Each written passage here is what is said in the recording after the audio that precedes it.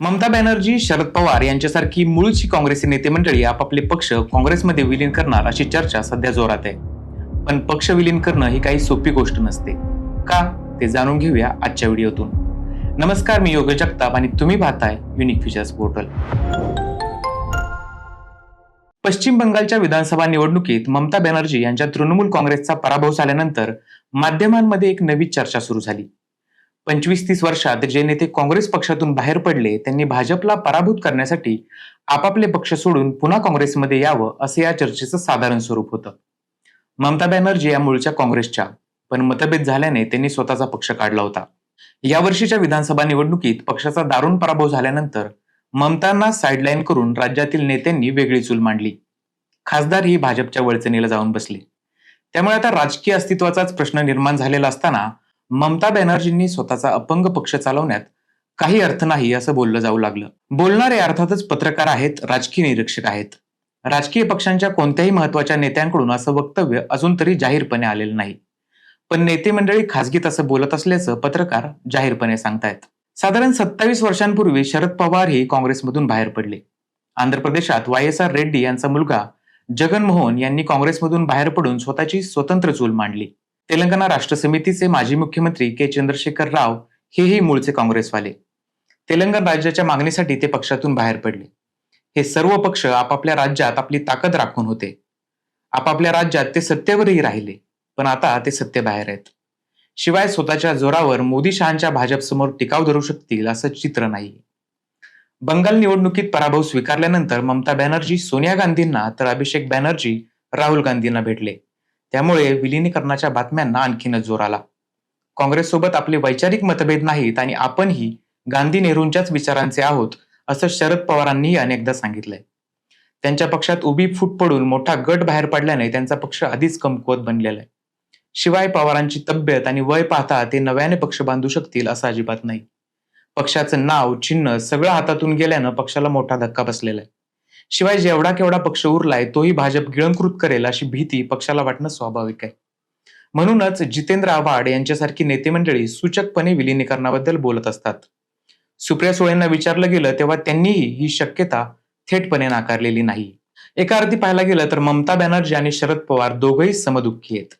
दोघंही भाजपकडून पराभूत झाले आहेत आणि दोघांचेही पक्ष भाजपने पळवले आहेत. ज्या नेत्यांना आयुष्यभर खपून उभं केलं तेच शत्रू पक्षाला जाऊन मिळालेले आहेत. या दोघांमध्ये फरक इतकाच की शरद पवारांनी जसं काँग्रेससोबत जुळवून घेतलं तसं ममता बॅनर्जींचं नाही. त्यांनी एकदा भाजपसोबत जाणं पसंत केलं, पण काँग्रेसला मात्र नेहमीच पाण्यात पाहिलं. काँग्रेसकडून मैत्रीचा संदेश गेला तरी त्यांनी कधी भीक घातली नाही.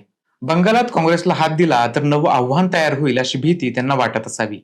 त्यामुळे आज शरद पवार जितके विलिनीकरणाबद्दल अनुकूल असू शकतात तितक्या ममता नसणार.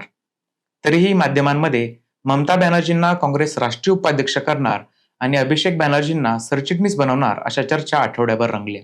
या ठोकताळ्यांचा तर्क असा आहे की मागच्या पिढीतील ज्येष्ठ नेत्यांचे दिवस आता संपले आहेत. त्यामुळं त्यांच्यातील मतभेदही आता अप्रस्तुत बनलेत.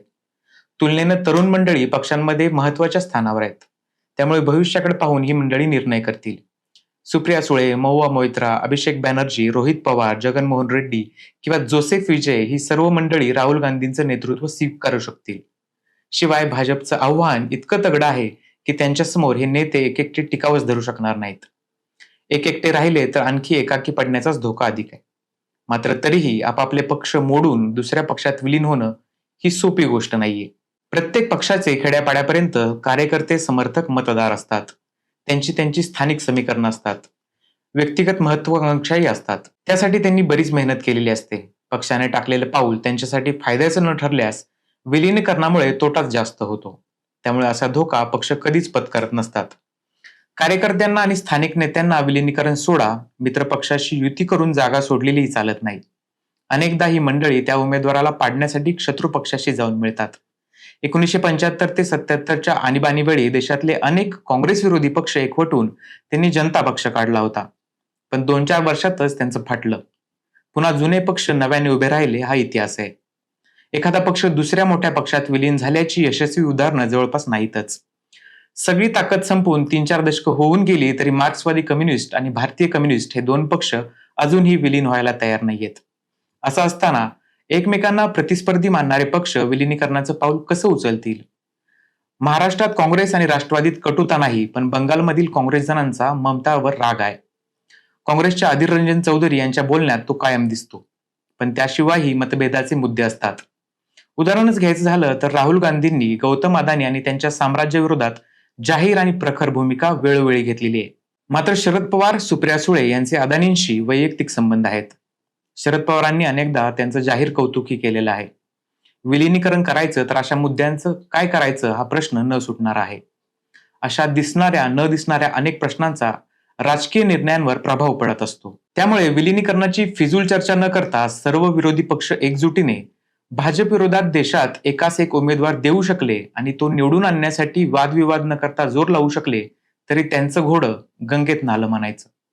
या विलिनीकरण चर्चेबद्दल तुम्हाला काय वाटतं ते आम्हाला कमेंटमध्ये नक्की कळवा.